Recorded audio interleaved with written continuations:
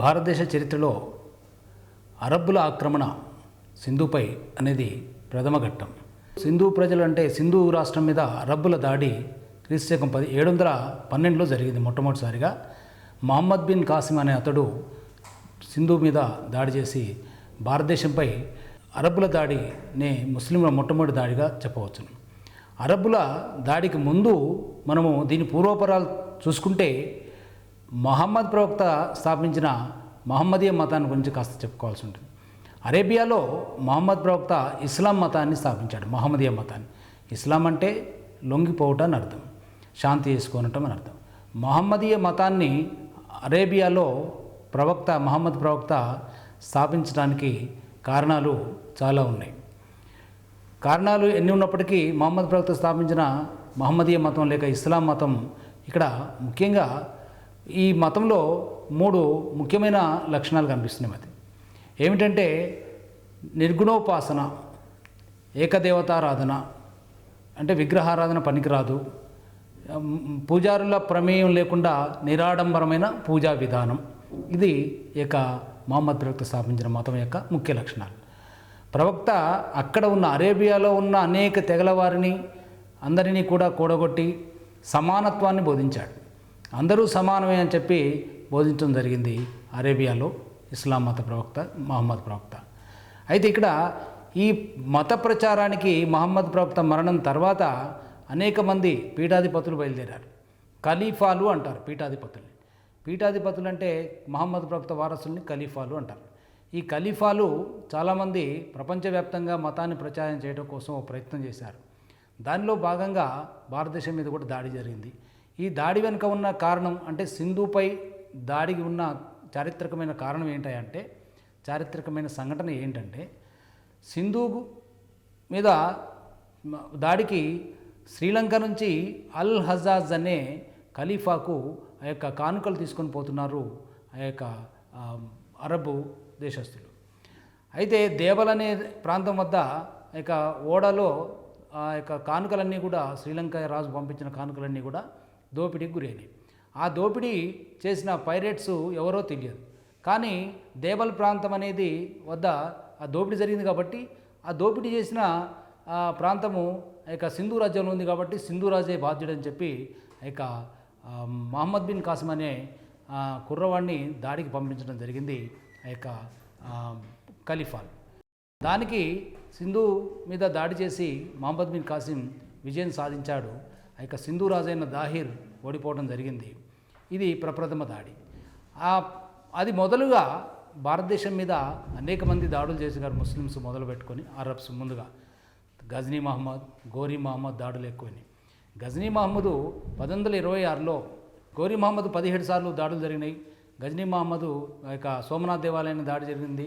ఇవి చాలా ప్రధానమైన ఇతివృత్తాలు చరిత్రలో. ఇకపోతే గజ్నీ గోరీ మహమ్మద్ దాడుల తర్వాత ఇక్కడ భక్తి ఉద్యమం, సూఫీ ఉద్యమం కూడా వచ్చింది. ఈ భక్తి ఉద్యమం రావడానికి కారణాలు ఏంటి అని అంటే, ముఖ్యంగా ఇస్లాం మత ప్రభావం ఇక్కడగా ఉండటం. ఇస్లాం మత ప్రభావం వల్ల ఇక బహుదేవతారాధన, విగ్రహారాధన అనేది పోయి అసలు ఏకదేవతారాధన వచ్చేసింది. ఈ ఏకదేవతారాధన పైగా నిర్గుణోపాసన, దేవుడికి ఒక రూపమంటూ లేదు అని చెప్పే ఇస్లాం మత ప్రభావం వల్ల ఇక భక్తి ఉద్యమం వచ్చింది. భక్తి ఉద్యమం అంటే ఏంటి అంటే ముక్తి కోసం లేక మోక్షం కోసం ప్రయత్నం చేయటం అన్నమాట. అంటే మోక్షం అంటే ఏంటి అని అంటే, మోక్షం అంటే ముఖ్యంగా పుట్టడం, చావటం అనేది లేకుండా పోవటమే మోక్షం. దీనికి ఇది భక్తి ఉద్యమంలో ఒక లక్షణం, భక్తి మార్గం అంటారు దీన్ని. అయితే ముస్లింల అరబ్బుల యొక్క ప్రభావం వల్ల, అరబ్బుల యొక్క సంస్కృతి వల్ల భారతీయ సంస్కృతి మీద ఈ భక్తి ఉద్యమం వచ్చేసిందని చెప్పి ఒక కారణంగా చెప్తారు. ఇంకపోతే భక్తి ఉద్యమంలో అనేక మంది భక్తి ఉద్యమకారులు వచ్చేసారు. హైందవ భక్తి ఉద్యమకారులు రామానుజాచార్యుడు, రామానందుడు, నానకు, కబీరు, తర్వాత నామదేవుడు, వీళ్ళంతా రామానందుడు, వీళ్ళందరూ కూడా. అయితే ముఖ్యంగా ఈ యొక్క తమిళనాడులో చూసుకుంటే మనము విశిష్టాద్వైతాన్ని కనుగొన్న రామానుజాచార్యుడు ముందుగా శ్రీభాష్యం రాశాడు ఆయన. అంటే శ్రీభాష్యం అంటే ఏంది అని అంటే ఇదొక గ్రంథం. ఏంటి గ్రంథం, దీంట్లో ఏముంది అని అంటే, ఇందులో ఉపనిషత్తులు, భగవద్గీత, ఇంకా వేదాల యొక్క అంటే బ్రహ్మసూత్రాలకి వ్యాఖ్యానం అన్నమాట. విశిష్టాద్వైతాన్ని కనుగొన్న రామానుజాచార్యులు దేవుడు లేడని, అందరూ సమానమేనని చెప్పి చెప్పడంతో పాటు శ్రీభాష్యం అనే యొక్క ఒక గ్రంథం రాసి దానిలో ఈ యొక్క మూడు సంబంధించిన ఆ యొక్క అంశాలని తను బ్రహ్మాండంగా వ్యాఖ్యానం రాశాడు. ఆ మూడు ఏమిటి అని అంటే బ్రహ్మసూత్రాలు, తర్వాత భగవద్గీత, ఉపనిషత్తులు అనే వాటికి వ్యాఖ్యానం రాశాడు. అందులో అందరూ సమానమే, జన్మతః భగవంతుడి దృష్టిలో అందరూ సమానమే, అసలు భగవంతుడు అనేవాడు లేడు, సృష్టిలో అందరూ సమానమే అని చెప్పి రామానుజాచార్యులు చెప్పాడు. అలాగే రామానందుడు కూడా చెప్పాడు, అలాగే నానక్ చెప్పాడు, కబీర్ చెప్పాడు, కబీర్ దోహెలలో చెప్పాడు, చైతన్యుడు చెప్పాడు. ఒకరేమిటి భక్తి ఉద్యమకారులంతా కూడా ఏం చెప్పారు అని అంటే అందరూ సమానమే, ఎక్కువ తక్కువలు అనేది కుల వ్యత్యాసాలు అనేది లేవు. భక్తి ఉద్యమం లక్షణాలలో కులతత్వం ఒకటి. ఈ కులతత్వము వల్ల అనేక ఇబ్బందులు సమాజంలో 15-16 శతాబ్దాలు వచ్చేసి హిందూ మతంలో భక్తి ఉద్యమం రావడానికి కూడా కారణమైంది కులతత్వం అన్నమాట. కులతత్వము ఒకవైపున ఇక ముస్లింల యొక్క ప్రభావము, ఇటువైపున సమాజంలో అనేక లోపాలు ఉండటము, ఇటువంటి కారణాల వల్ల భక్తి ఉద్యమం వచ్చేసింది. ఆ తర్వాత సూఫీ ఉద్యమం. సూఫీ ఉద్యమం అంటే ఏంది? సఫా అనే పదం నుంచి సూఫీ ఉద్యమం వచ్చిందని చెప్తారు. అంటే సఫా అంటే శుభ్రత, శుభ్రత అని అంటే ఆత్మశుభ్రత. అంటే ఆత్మశుభ్రత అంటే ఏంది? ఆత్మలో మలినం లేకుండా ఉండే విధానాన్ని ఆ లోపల ఏదైతే అంటే త్రికరణ శుద్ధిగా ఉండటం అనమాట. సూఫీ ఉద్యమం చాలా గొప్పది. త్రికరణ శుద్ధిగా అంటే ఏంది? మనసులో ఏదైతుందో అదే చెప్పడం, అదే చేయటం అనేది త్రికరణ శుద్ధి. చక్కని విధానము ఈ యొక్క త్రికరణ శుద్ధి అనేది చెప్పడం అనమాట.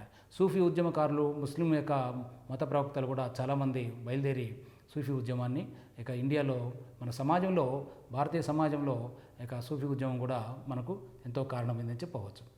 ఇక ఆ తర్వాత చెప్పుకోదగ్గ అంశాలలో మనకు చరిత్రలో ఢిల్లీ సుల్తాన్లు వస్తారు. ఢిల్లీ సుల్తాన్ విషయాన్ని తీసుకుంటే గోరీ మహమ్మద్ యొక్క ప్రతినిధి అయిన కుత్బుద్దీన్ ఐబాక్. మొదట ఢిల్లీ సుల్తాన్లు వంశాలు ఏమేమితో చూద్దాం. మొదట బానిస వంశం, తర్వాత ఖిల్జీ వంశం, ఆ తర్వాత తుగ్లక్ వంశం, సయ్యద్ వంశం, లోడీ వంశం. అంటే 5 రాజవంశాలు ఢిల్లీ సుల్తాన్లు పరిపాలించారు. ఈ 5 రాజవంశాలు ఢిల్లీ సుల్తాన్లలో మొట్టమొదట బానిస వంశం.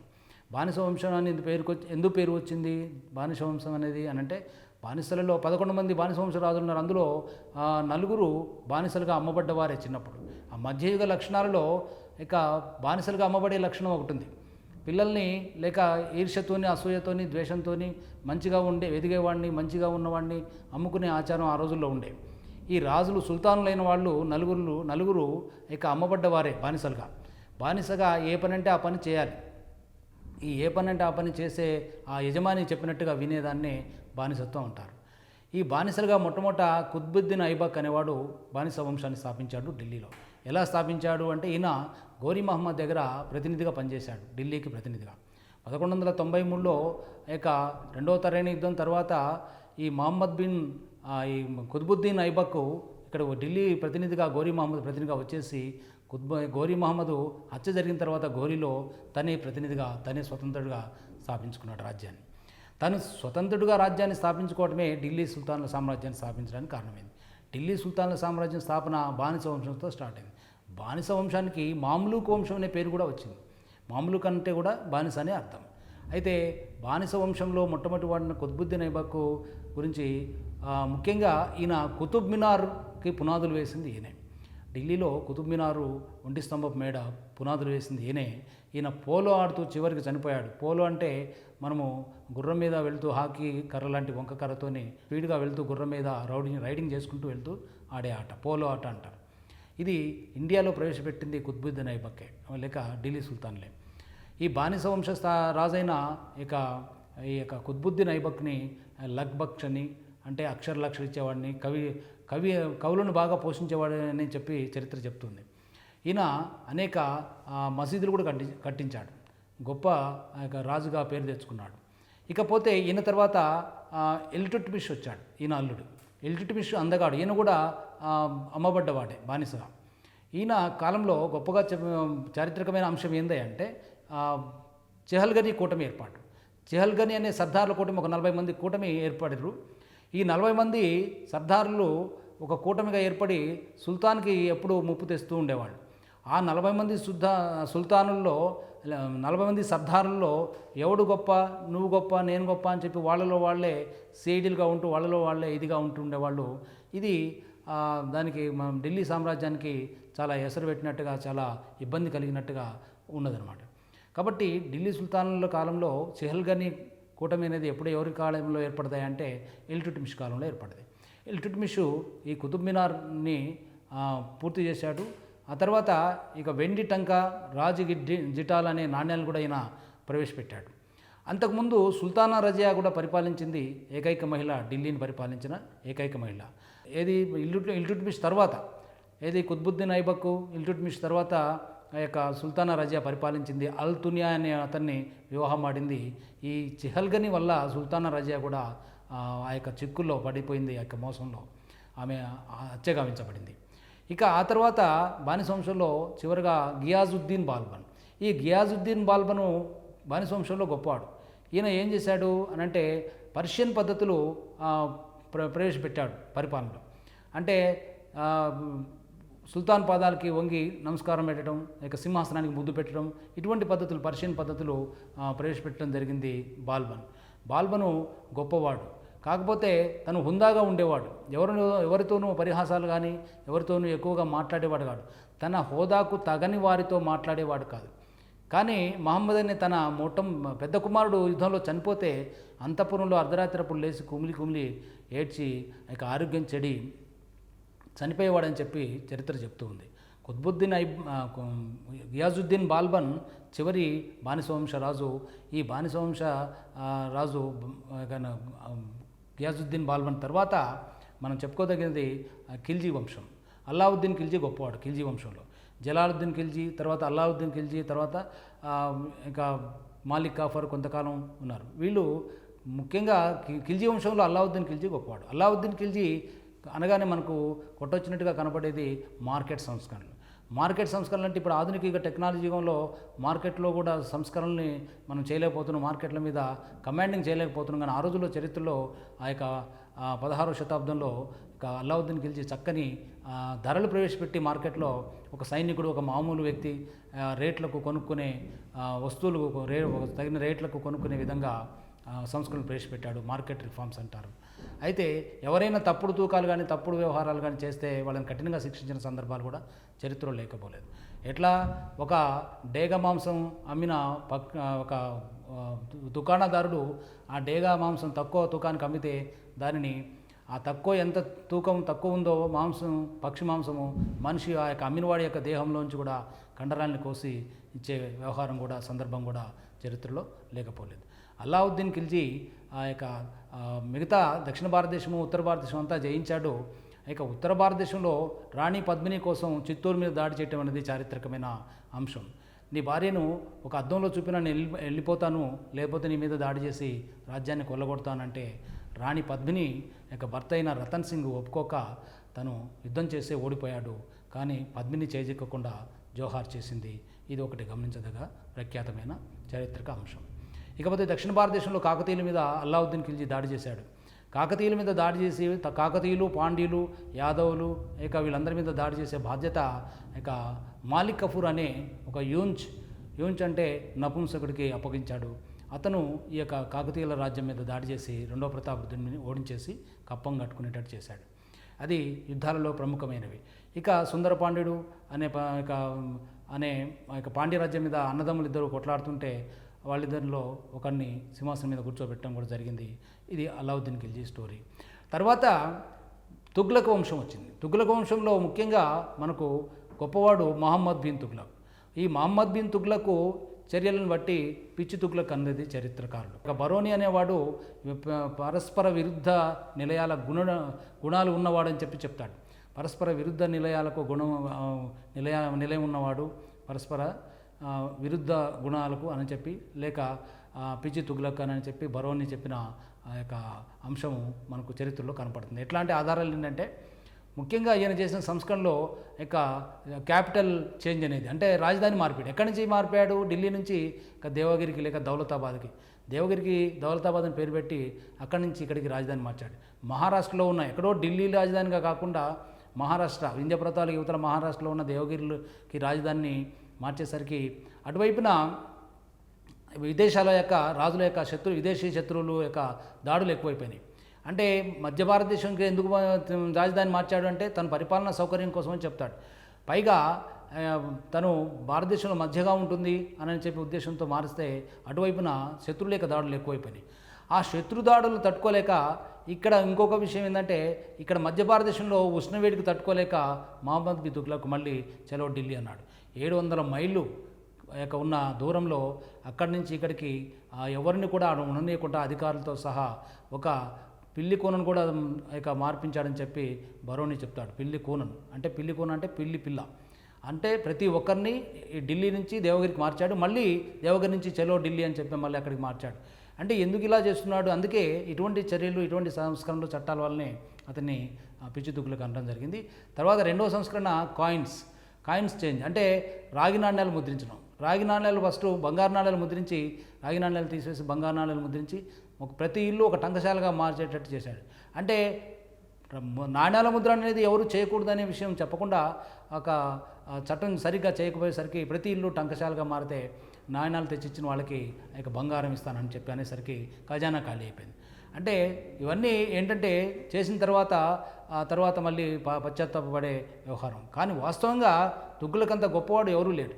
పరస్పర విరుద్ధ గుణాలకు నిలయముడి అయినప్పటికీ కూడా చాలా గొప్ప మేధావి. దస్తూరి చాలా బాగా ఉంటుంది.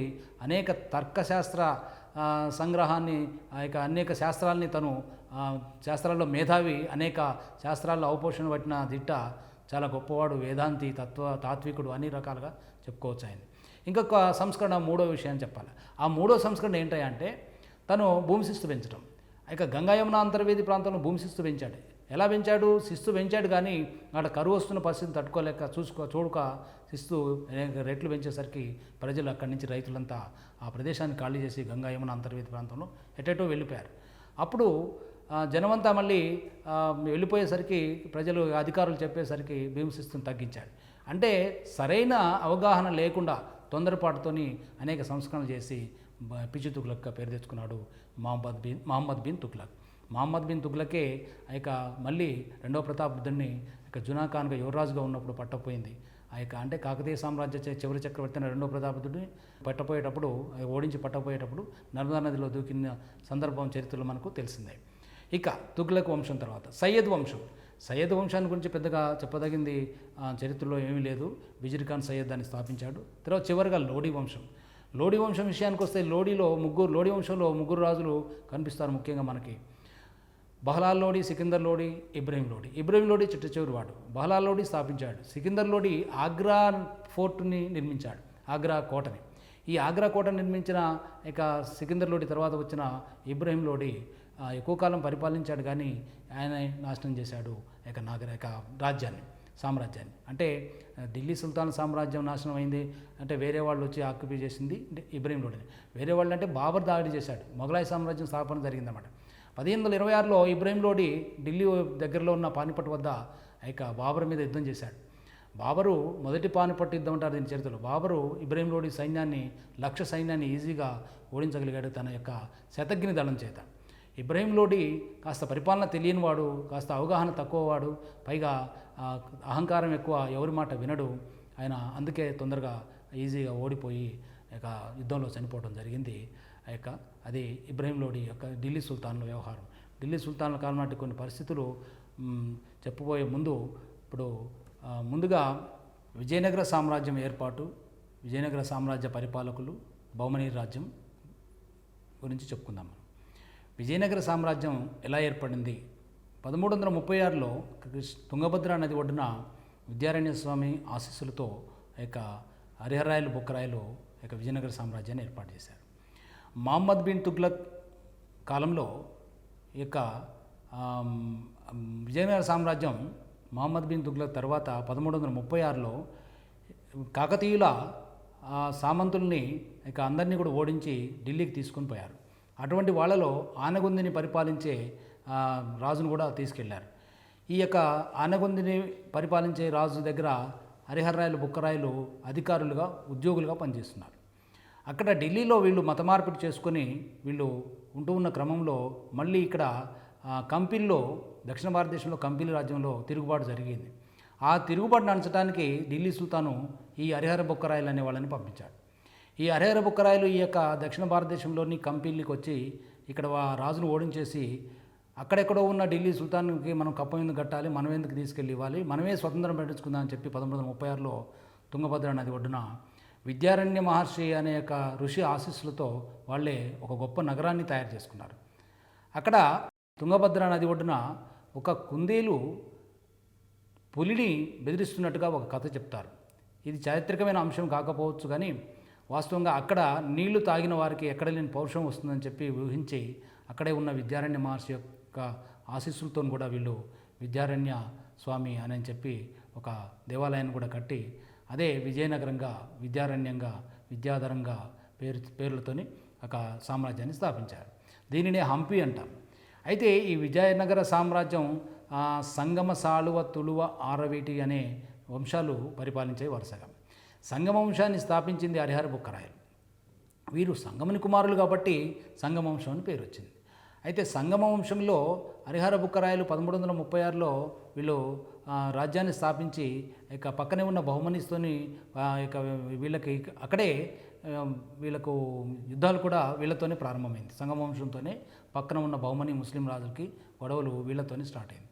సంగమ వంశంలో గొప్పవాడు ఇక రెండవ దేవరాయలు. ఈ రెండవ దేవరాయల్ని ప్రౌఢదేవరాయలు అంటారు. ప్రౌఢదేవరాయలు అనేక మంది కవులను పోషించాడు. చక్కని కవులను పోషించి మంచి పేరు తెచ్చుకున్నాడు రెండవ దేవరాయలు లేక ప్రౌఢదేవరాయలు. తర్వాత సాళువంశం. సాళువంశ కాలంలో గొప్పగా చెప్పుకోదగినది రాజులు తక్కువ పరిపాలన, తక్కువ మంది రాజులే ఉన్నారు. కానీ సాళువ నరసింహుని కాలంలో అన్నమాచార్యుల వారు ఉన్నట్టుగా మనకు ఆధారాలు బ్రహ్మాండంగా కనిపిస్తూ ఉన్నాయి చరిత్రలో. ఇక మూడవది తుళవంశం. తుళవంశం రాజే కృష్ణదేవరాయల వల్లనే మనకు విజయనగర సామ్రాజ్యం యొక్క ప్రఖ్యాతి వచ్చేసింది. ఎంతగా వచ్చిందంటే విజయనగర సామ్రాజ్యం ప్రఖ్యాతే కాకుండా కృష్ణదేవరాయల వల్ల తెలుగు కూడా బాగా వ్యాపించింది. తెలుగు దక్షిణ భారతీయ భాషలలో తెలుగు లెస్స అనే మాట కూడా ఆయన రాసినట్టుగా కూడా మనకు ఆధారం ఉంది. శ్రీకృష్ణదేవరాయలు తుళో వంశస్థుడు. తుళో నరసనాయకుని యొక్క కుమారుడు. నాగాంబ తల్లి పేరు. నాగలాపురం అని, నాగపట్నం అని ఇప్పటికి కూడా అక్కడక్కడ మనం ఇక కన్నడ దేశంలో మనకు ఆధారాలు ఉన్నాయి. అయితే నాగలాపురం నాగాంబ అనే కృష్ణదేవరాయల యొక్క తల్లి ఇక ఆమె పట్టపురాణి కాదంటారు. అదంతా చారిత్రకమైన అంశమో కాదో కానీ వాస్తవంగా కృష్ణదేవరాయలు మాత్రం గొప్ప రాజు, తుళు వంశ రాజు. తుళు ఆయన అసలు భాష అంటే కన్నడ రాయలు. వాస్తవంగా కన్నడ దేశం, కర్ణాటక దేశం అయినప్పటికీ తెలుగుని, తమిళనాడుని, ఒరిస్సాని అన్ని ఇక మొత్తం దక్షిణ భారతదేశంలో చాలా భాగాన్ని పరిపాలించాడు. కృష్ణదేవరాయలు 1509 నుంచి 1529 వరకు పరిపాలించాడు. కృష్ణదేవరాయల యొక్క పట్టాభిషేకం మహోత్సవం కూడా చాలా ఘనంగా ఆ రోజులో జరిగింది. కృష్ణరాయలు కన్నా ముందు ఆయన అన్న పరిపాలించిన నరసింహరాయలు ఆయన ఇతన్ని చంపించమని తన యొక్క అప్పాజీ అంటే తిమ్మర్సు అనే ఒక మంత్రిని పంపిస్తాడు. ఆ మంత్రి ఇతన్ని చంపకుండా దాచిపెట్టి పెంచి అండర్గ్రౌండ్లో విద్యాబుద్ధులు నేర్పించి గొప్పవాడిగా తయారు చేస్తాడు. కృష్ణదేవరాయలు గొప్పవాడై అన్ని విద్యలు నేర్చుకొని ఇక గొప్ప చక్రవర్తి అయి ఇక ఇటు ఒరిస్సా కటక్ వరకు కూడా కొండవీడు, కొండపల్లి ఇవన్నీ జయించుకుంటూ ఒరిస్సా వరకు అంటే తూర్పు దిగ్విజయాత్రులు బ్రహ్మాండంగా ఇదవుతాడు. ఇక్కడ ఇటువైపున తూర్పు దిగ్విజయాత్రుల్లో భాగంగా శంకరగిరి, అనంతగిరి, ఇక సిరికొండ ఇటువంటి ఈ దుర్గాలన్నీ కూడా భువనగిరి, పానగల్లు దుర్గాలన్నింటిని కూడా గిరిదుర్గాలన్నింటి కూడా జయించడం జరిగింది శ్రీకృష్ణదేవరాయలు. శ్రీకృష్ణదేవరాయలు కవి మాత్రమే, రాజు మాత్రమే కాదు కవి కూడా. సాహితీ సమ్రాంగణ సార్వభౌముడు అనే బిరుదు అందుకే చెప్పారు ఆయన. ఆయన ఆముక్తమాలదైన ఒక గ్రంథం రాశాడు. అది విష్ణు చిత్తేం అని చెప్పి తెలుగులో కూడా, సంస్కృతంలో కూడా ఉంది. అయితే విష్ణు చిత్తీయమే కాకుండా ఆముక్తమాలేదే కాకుండా జాంబవతి పరిణయము, ఇంకా మదాలస చరిత్ర చాలా గ్రంథాలు రాశాడు. ఈయనకు 2 భార్యలని చెప్తారు. అయితే అన్నపూర్ణ అనే భార్య తెలుగులో ఎందుకు రాశారు ఆముక్తమాలేదా అనే దానికి సమాధానంగా దేశ భాషలందు తెలుగు లెస్స అనే పద్యం చదువుతాడు. తెలుగదేల ఎన్న దేశంబు తెలుగేను, తెలుగు వల్ల ఉండ తెలుగు కొండ ఎల్ల నృపుల గొలవ ఎరుగవే బాసాడి దేశ భాషలందు తెలుగు లెస్స అనే పద్యాన్ని ఆయన రాసినట్టుగా చెప్తారు. అయితే తెలుగు గొప్పగా ఈయన ఆస్థానంలో అష్టదిగ్గజ కవులు ఉన్నారు, గొప్ప కవులు. అందులో పెద్దన గొప్పవాడు. పెద్దన వస్తూ ఉంటే కృష్ణరాయలు తన మదగజమును కూడా దిగి గౌరవించినట్టుగా చరిత్రలో చాలా సందర్భాల్లో ఉన్నట్టుగా మనకు కథలు తెలుస్తూ ఉన్నాయి. అంటే పెద్దనను మించిన కవి లేడని ఆ రోజుల్లో చెప్పుకునేవాడు. అంటే పెద్దన మనుచరిత్రను రాశాడు. మనుచరిత్రని ఎందుకు రాశాడనే దానికి ఒక సందర్భం ఉంది. అయితే కృష్ణరాయలు అలిగి ఒక సందర్భంలో ఉంటే దానిని ఇక మను అనేవాడికే ఒక సరైన ఆధారాలు లేవు, బేసిక్ లేదు, ఆయనకు వంశవృక్షం పెద్దగా లేదు, అటువంటి వాడివి నువ్వెందుకు అని చెప్పి ఆ యొక్క మోటివేషన్ కోసం మనుచరిత్ర రాసినట్టుగా అలసాని పెద్దన రాశాడు. మనుచరిత్ర వివరించాడు. అలసాని పెద్దన తర్వాత నంది తిమ్మన, దూర్జటి, తెనాలి రామకృష్ణ, మొత్తం 8 మంది అష్టదిగ్గజాలు అంటారు. తెనాలి రామకృష్ణ హాస్య కవి. దూర్జటి శ్రీకాళహస్తీశ్వర మహాత్యాన్ని శ్రీకాళహస్తీశ్వర శతకాన్ని రచించినట్టుగా మనకు ఆధారాలు కలవు. ఇక అలాగే పింగళి సూరణ, రామరాజభూషణుడు, యాదయ్య గారి మల్లన, గంట సింగన అందరూ కూడా ఆ యొక్క అష్టదిగ్గజాలలో ఉన్నవారు అన్నమాట. ఇక కృష్ణదేవరాయల అష్టదిగ్గజాలే కాకుండా ఇంకా తమిళ కవులు, కన్నడ కవులు కూడా ఉన్నారు ఆయన యొక్క ఆస్థానంలో. కృష్ణరాయలు యుద్ధంలో గొప్ప రాజనీతిని ప్రదర్శించేవాడు, యుద్ధంలో గొప్ప వీరుడు, యుద్ధవీరుడు. కృష్ణరాయలు అంతటి వాడు ఇక దక్షిణ భారతదేశంలో హడల్ అని చెప్పి ఇక పోర్చుగీస్ వారు, డామింగో పీస్ అనే పోర్చుగీస్ వాడు చెప్తాడు. ఎలా అంటే కృష్ణదేవరాయలు ఏ విధంగా ఉంటాడంటే ఆయన మరీ పొట్టి కాదు, పొడగరి కాదు, కాస్త మధ్య రకం, బొద్దుగా ఉంటాడు, మధ్యస్థంగా ఉంటాడు, బొద్దుగా ఉంటాడు అని చెప్పడమే కాకుండా ముఖం మీద స్పాటకం మచ్చలు ఉంటాయి. పైగా విదేశీయులు అంటే గౌరవంగా చూసేవాడు. ఆయన అంటే దక్షిణ భారతదేశంలో హడలనే ముచ్చట డామింగో పీస్ అనే పోర్చుగీస్ వాడు చెప్పిన ముచ్చటే అనమాట. అంటే ఆధారం అది. కాబట్టి కృష్ణదేవరాయలు ఆ రోజుల్లో తెలుగు భాషను బాగా పోషించి తెలుగు భాషకి కృష్ణదేవరాయల యుగం స్వర్ణయుగం అని చెప్పవచ్చు. కావలి ఉండే మామూలు బంట్రోతు కూడా తెలుగులో కవిత్వం చెప్పగలిగిన రోజులు ఆ రోజులు అనమాట కృష్ణదేవరాయల కాలం. కాబట్టి కృష్ణదేవరాయలు మించిన వాడు ఆ రోజుల్లో దక్షిణ భారతదేశంలో లేడు. కృష్ణదేవరాయల యొక్క అల్లుడు అలియరామరాయలు ఆ తర్వాత పెత్తనం చేశాడు సదాశివరాయల్ని తీసుకొని. సదాశివరాయల్ని సింహాసనం మీదకి పెట్టి ఆయన, అంటే సదాశివరాయలు అంటే కృష్ణదేవరాయల యొక్క తమ్ముడు, ఆ సదాశివరాయలు నామకే వస్తే రాజుగా చేసి ఈయన బ్రహ్మాండంగా పరిపాలన చేశాడు. పక్కన బహుమనీ రాజ్యం ఉంది. ఈ బహుమనీ రాజ్యం 5 రాజ్యాలుగా అప్పటికి విడిపోయింది. ఈ బహుమనీ రాజ్యం బీదర్, బీరార్, బీజాపూర్, గోల్కొండ, అహ్మద్నగర్ అని చెప్పి 5 రాజ్యాలుగా విడిపోయి వీళ్ళు ఒకరికి తెలియకుండా ఈ యొక్క అలీరామరాయలు తను బ్రహ్మాండంగా వాళ్ళని ఇబ్బందులు పెడుతూ ఉన్నాడు, యుద్ధాలు చేస్తున్నాడు. వీళ్ళని ఎగేసి ఇంకొకటి మీద ముగ్గురు కలిసి యుద్ధాలు చేసి వాళ్ళని ఓడించడం జరిగింది. ఇది కనిపెట్టిన ఇబ్రహీం కుతుబ్ షా అనే గోల్కొండ రాజు అతని మీద 1565లో 5 పాదుషాలతోని, అంటే పంచపాదుషాలతోని ఒక మీటింగ్ పెట్టుకొని 1565లో ఒక యుద్ధం చేశారు. అదే తల్లికోట యుద్ధం. ఈ తల్లికోట యుద్ధంని బన్నిహట్టి యుద్ధం అని, ఇక రాకాసి గండి అని, రాక్షస తంగడి అనే పేర్లు కూడా ఉన్నాయి. ఈ 1565లో తుంగభద్ర నది ఒడ్డున రాకాసి గండి అనే ప్రాంతాల వద్ద జరిగిన యుద్ధంలో ఆ పంచపాదుషాలు కలిసి ఇక విజయనగర చక్రవర్తి అయిన అలీరామరాయల్ని, సదాశివరాయల్ని ఓడించేసి ఇక అలీరామరాయల యొక్క శిరస్సుని ఖండించి బల్లెంతో ఎత్తి ఇక పైకి చూపేసరికి విజయనగర నుంచి పారిపోయి ఆహాకారాలతో భయంకరంగా వెళ్ళిపోయినట్టుగా చరిత్ర చెప్తుంది మనకి. అంటే కృష్ణరాయలు స్థాపించిన సామ్రాజ్యం 1565లో తల్లికోట యుద్ధంతో నాశనం అయిపోయింది, పతనమైపోయింది. ఇంకా ఆ తర్వాత కూడా ఆరవీటి వంశం వరకు కూడా పరిపాలన సాగింది 1680 వరకు. కానీ అది నామకే వస్తే అది మామూలుగానే అడిగింది 3వ శ్రీరంగరాయల పరిపాలన వరకు కూడా. మధ్యలో ఇక అరవీటి వంశం కొద్దిగా అక్కడక్కడ చిన్న చిన్న యుద్ధాలు చేస్తూ పరిపాలించింది. ఇక బ్రిటిష్ వారు, ఇక పోర్చుగీస్ వారు, ఫ్రెంచ్ వారు వాళ్ళంతా ఈలోగా ప్రవేశించారు. ఇక చెన్నైలో 3వ శ్రీరంగరాయల కాలంలో ఆ యొక్క చెన్నపట్నం అనే పేరున్న దానిని 3వ శ్రీరంగరాయలే తనకు చెన్నపట్నం అనే పేరుతో ఆ యొక్క బాడుగకు లేక కిరాయికి లేక అద్దెకు ఆ ప్రాంతాన్ని ఇచ్చినట్టుగా మనకు చరిత్ర చెప్తుంది. ఇది విజయనగర సామ్రాజ్య చక్రవర్తుల కథ. అయితే ఇక్కడ విజయనగర సామ్రాజ్యం పక్కనే ఉన్న బహుమనీ రాజ్యం ఉంది. బహుమనీసు బహుమనీ యొక్క సామ్రాజ్యం ఏ విధంగా ఏర్పడిందో ఇప్పుడు చెప్తాం. బహుమనీ సామ్రాజ్యం 1347లో గుల్బర్గా కేంద్రంగా అల్లావుద్దీన్ హసన్ గంగు బహుమన్ షా అతడు గొప్పగా పరిపాలించాడు. ఆయన స్థాపించాడు దీన్ని. బహుమన్ షా అనేక మంది కలిసి ఏర్పాటు చేసిన బహుమనీ రాజ్యాన్ని ఆ తర్వాత 1500, 1502, 1505, 1510లో 5 రాజ్యాలుగా విడిపోవడం జరిగింది. ముందుగా ఆ యొక్క అల్లావుద్దీన్ హసన్ గంగు బహుమన్ షా, తర్వాత 2వ మహమ్మద్ షా, 3వ మహమ్మద్ షా, 4వ మహమ్మద్ షా, ఇంకా మధ్యలో హుమయూన్ షా, ఇట్లా చాలామంది రాజులు ఉన్నారు దాదాపు. అయితే 3వ మహమ్మద్ షా కాలం గొప్పది. 3వ మహమ్మద్ షా గొప్పవాడు. ఎందుకు గొప్పవాడు, ఏ విధంగా పరిపాలన గొప్పవాడు అంటే అతని మంత్రి గవాన్ గొప్పవాడు. గవాను చక్కని సంస్కరణలు ప్రవేశపెట్టాడు. గవాన్ ప్రవేశపెట్టిన సంస్కరణలు, పర్షియన్ సంస్కరణలన్నీ కూడా అతని పక్కన ఉన్న ఇక 3వ మహమ్మద్ షా యొక్క పక్కన ఉన్న మంత్రులు, సామంతులు లేకపోతే అధికారులు ఇక వీళ్ళంతా ఓరవలేక 3వ మహమ్మద్ షా బాగా తాగి ఉన్న మత్తులో ఉన్న టైంలో గవాన్ మీద చాడీలు చెప్పేసి అతను చంపించడం జరిగింది. అయితే గవాన్ పోయిన తర్వాత 3వ మహమ్మద్ షా చాలా పశ్చాత్తాపడ్డాడు. ఆ తర్వాత ఇక 4వ మహమ్మద్ షా కొంతకాలం పరిపాలించాడు. ఆ తర్వాత విడిపోయింది బహుమనీ రాజ్యం 5 రాజ్యాలుగా. 5 రాజ్యాలుగా విడిపోయిన బహుమనీ రాజ్యంలో గోల్కొండ రాజధానిగా పరిపాలించిన కుతుబ్ షాహీ వంశం ఒకటనమాట. 512లో మహమ్మద్ కులీ కుతుబ్ షా గోల్కొండను కేంద్రంగా పరిపాలించాడు.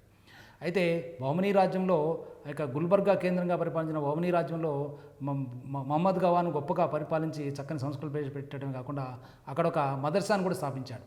విద్యకు గొప్ప కేంద్రంగా ఇప్పటికీ ఆ మదర్సా నెలకొని ఉన్నది. అక్కడ గోల్ గుంబాజ్ అనే ఒక గొప్ప నిర్మాణాన్ని కూడా ఇతను కట్టించాడు ఇక గవాన్. ఇది బహుమని సుల్తాన్ది. అయితే బహుమని సుల్తాన్కి విజయనగర సామ్రాజ్య చక్రవర్తులకి ఎప్పుడు కూడా తుంగభద్ర నది ప్రాంతం గురించి ఎక్కువగా యుద్ధాలు జరుగుతూ ఉండేవి. బహుమని సామ్రాజ్యం యొక్క ఇదనమాట. ఇక పోతే బహుమని రాజ్యం 1565లో ఆ యొక్క తుంగభద్ర నది ఒడ్డున విజయనగర సామ్రాజ్య చక్రవర్తులతోని యుద్ధం జరిగింది. దీంతో ఇక విజయనగర సామ్రాజ్యం ఇటువైపున నాశనం అయిపోయింది. బహుమని రాజ్యం 5 రాజ్యాలుగా విడిపోయిందని చెప్పవచ్చును. ఈ యొక్క రెండవ పార్ట్లో విజయనగర సామ్రాజ్యం వరకు ఈ యొక్క ఇండియన్ హిస్టరీలో విజయనగర సామ్రాజ్యం, బహుమని రాజ్యం, ఢిల్లీ సుల్తాన్లు, తర్వాత ఆ యొక్క మొఘల్ సామ్రాజ్యం ఇవన్నీ కూడా అయిపోయినాయి.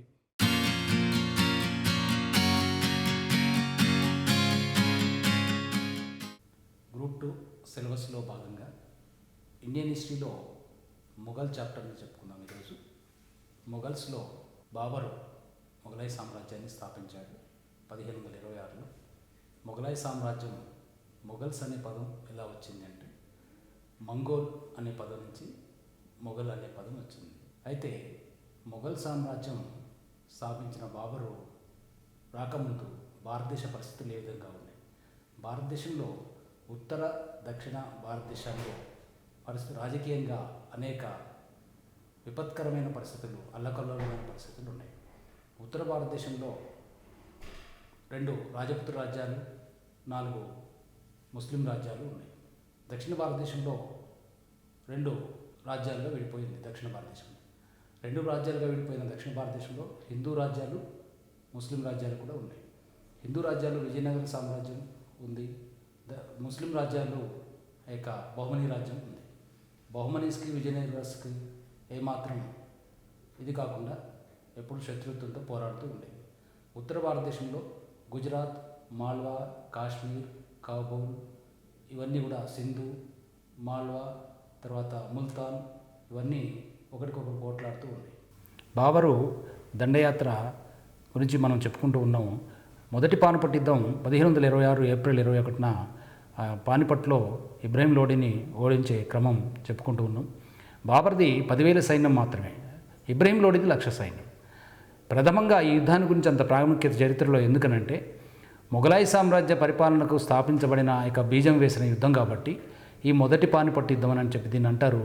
పానిపట్టు వద్ద జరిగిన మొదటి యుద్ధము పానిపట్టు యుద్ధం. చరిత్రలో 3 పానిపట్టు యుద్ధాలు జరిగినాయి. ఇది మొదటి పానిపట్టు యుద్ధం 1526లో జరిగింది.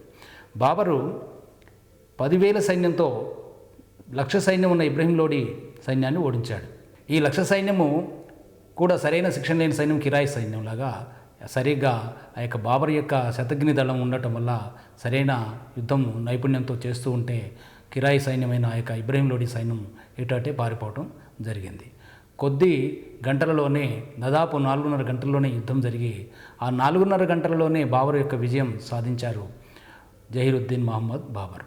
బాబర్ 1526 ఏప్రిల్ 21న మొదటి పానిపట్టు యుద్ధం జరిగిన తర్వాత విజృంభించి ఆ తర్వాత భారతదేశంలోకి ప్రవేశించి ఢిల్లీ సామ్రాజ్యాన్ని ఆక్రమించేసి మొఘల్ సామ్రాజ్యాన్ని స్థాపించినట్టుగా ప్రారంభమైందనమాట. అయితే మొఘలాయి సామ్రాజ్యాన్ని స్థాపించిన బాబరు ఇంకా 2-3 యుద్ధాలు చేశాడు తన యొక్క చరిత్రలో, తన యొక్క జీవితంలో. 1526 నుంచి 1530 వరకు ఈయన యొక్క బాబర్ భారతదేశంలో గడిపిన సమయం. 1526 నుంచి 1527లో కాన్వా యుద్ధం చేశాడు. కాన్వా యుద్ధం రణా సంగ్రామ సింహుని మీద చేశాడు. ఈ రణా సంగ అనే ఒక రాజపుత్ర వీరుడు మేవార్, మార్వార్ని కలిపి పరిపాలిస్తూ ఉన్నాడు. మేవాడ్ రాజైన రణా సంగ్రామ సింహుడు అప్పటికే ఒంటి నిండా గాయాలున్న గొప్ప యుద్ధ వీరుడు. అయినా రణా సంగ్రామ సింహుని ఇక బాబరు 1527లో కాన్వా యుద్ధంలో ఓడించాడు. తర్వాత చందేరి దుర్గాన్ని కూడా ఆక్రమించాడు. చందేరి దుర్గాన్ని మేదినీ రాయ్ అనే అతను పరిపాలిస్తున్నాడు. అతను కూడా రాజపుత్ర వీరుడే. అది చిన్న దుర్గం. అది 1528లో దాన్ని ఆక్యుపై చేశాడు. చివరగా గోగ్రా యుద్ధం చేశాడు బాబరు 1529లో. ఇబ్రహీం లోడి యొక్క తమ్ముడు ఆ తర్వాత మహమ్మద్ పారిపోయి బెంగాల్కు పారిపోయి అక్కడ గోగ్రా దగ్గర బాబర్ని ఎదిరించాడు. అది చివరి యుద్ధం. బాబరు 4 యుద్ధాలతో మొఘలాయి సామ్రాజ్యాన్ని స్థాపించాడు. 1530లో ఈయన చనిపోయాడు. 1530 డిసెంబర్ 24న చనిపోయిన బాబరు తను స్వీయ చరిత్ర కూడా రాసుకున్నాడు. టర్కీ, అరబీ, పారసీక భాషలో క్షుణ్ణంగా తెలిసిన బాబరు టర్కీ భాషలో తుజ్కీ బాబరీ అనే పుస్తకాన్ని స్వీయ చరిత్రగా రాసుకున్నాడు. ఉద్యానవనాల రాజు అనే పేరు ఈయనకున్నది. పైగా స్వీయ చరిత్రల రాజు అని కూడా ఇతనికి మంచి బిరుదు కూడా ఉన్నది. బాబర్కి అన్ని మతాల మీద సరైన అవగాహన ఉన్నప్పటికీ కొంత పరమసహనం లేనివాడని కూడా కొంతమంది చరిత్రకారులు చెప్తూ ఉంటారు. అయితే బాబరు మంచి పాండిత్యము, మంచి ఉద్యానవనాలంటే బాగా పెంచిన రాజుగా, మంచి ఆయనకు ప్రావీణ్యం ఉన్న రాజుగా, మంచి అభిమానం ఉన్న రాజుగా, చెట్లన్నా ఉద్యానవనాలన్నా మంచి అభిమానము, అందుకే ఎక్కువగా ఉద్యానవనాలను పెంచాడు, ఉద్యానవనాల రాజు అని కూడా బాబర్ని చెప్పవచ్చు. బాబర్కి 4 కుమారులు. బాబర్ తర్వాత వచ్చిన రాజు హుమయూన్, మొఘలాయి చక్రవర్తుల్లో. ఈ మొఘలాయి చక్రవర్తుల్లో హుమయూను అంటే నాసిరుద్దీన్ మహమ్మద్ హుమయూన్ అని పూర్తి పేరు. నాసిరుద్దీన్ మహమ్మద్ హుమయూన్ అంటే టర్కీ భాషలో అదృష్టవంతుడు అని అర్థం. అలాగే బాబర్ అంటే కూడా అర్థం ఉంది. బాబర్ అంటే ఏంటి? టర్కీ భాషలో పులి అని అర్థం. ఈయనని అదృష్టవంతుడనే పేరు ఉంది హుమయూన్కి. కానీ చరిత్రలో చరిత్రకారులంతా చెప్పేదంటే అంత దురదృష్టవంతుడు లేదని చెప్తూ ఉంటారు. ఎందుకు అంటే ఆయన పడ్డ కష్టాలు అటువంటి, ఆయన గుణగుణాలు అటువంటి. ఆయన మంచి గుణగణాలే ఎక్కువగా ఉన్నాయి.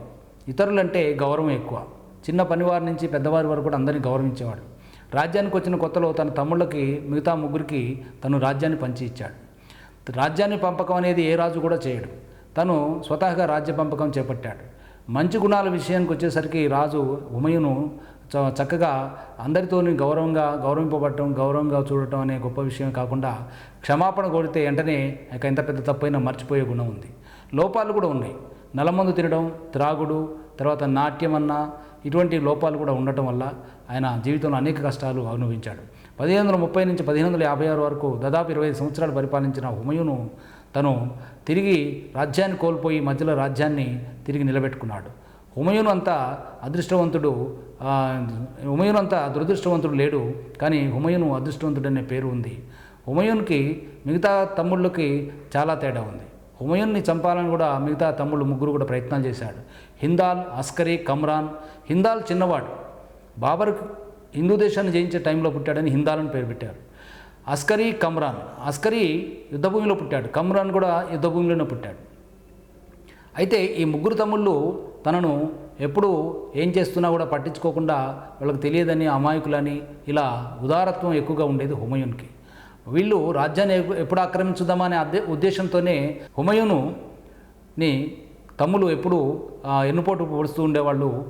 ఎప్పుడు చంపుదామా, రాజ్యాన్ని ఆక్రమించుదామని హుమయూన్ని మిగతా తమ్ముళ్ళు కూడా ప్రయత్నం చేస్తూ ఉండేవాళ్ళు. ఆ తర్వాత హుమయూను చివరిగా 1566లో గ్రంథాలయం మెట్లు దిగుతూ ఢిల్లీలో మెట్లు పడిపోయి చనిపోయాడు. హుమయూన్ తర్వాత వచ్చినవాడు మొఘల్ సామ్రాజ్య చక్రవర్తి కాదు కానీ సూర్వంశం చక్రవర్తి షేర్షా 5 సంవత్సరాలు పరిపాలించాడు. షేర్షా అసలు పేరు ఫరీద్. 1472లో జన్మించాడు.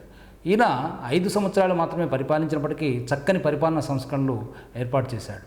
భారతదేశంలో ఇప్పటికే ఆయన సంస్కరణలు అమలు జరుగుతున్నాయంటే నమ్మబుద్ధి కాదు. ఆయన ప్రవేశపెట్టిన సంస్కరణలో రోడ్లు వ్యవహారం మాత్రమే కాకుండా, శిస్తు వ్యవహారాలు మాత్రమే కాకుండా అనేకమైన చక్కని ప్రజాహిత సంస్కరణలు ఎన్నో చేశాడు. షేర్షా యుద్ధాల విషయానికి మనం పోకుండా ఒక బిల్గ్రామ్ యుద్ధం, తర్వాత హుమయూన్ మీద హుమయూన్ ఓడించిన యుద్ధాలు మాత్రమే ఇంపార్టెంట్ అనేది చెప్పుకోవచ్చు చరిత్రలో.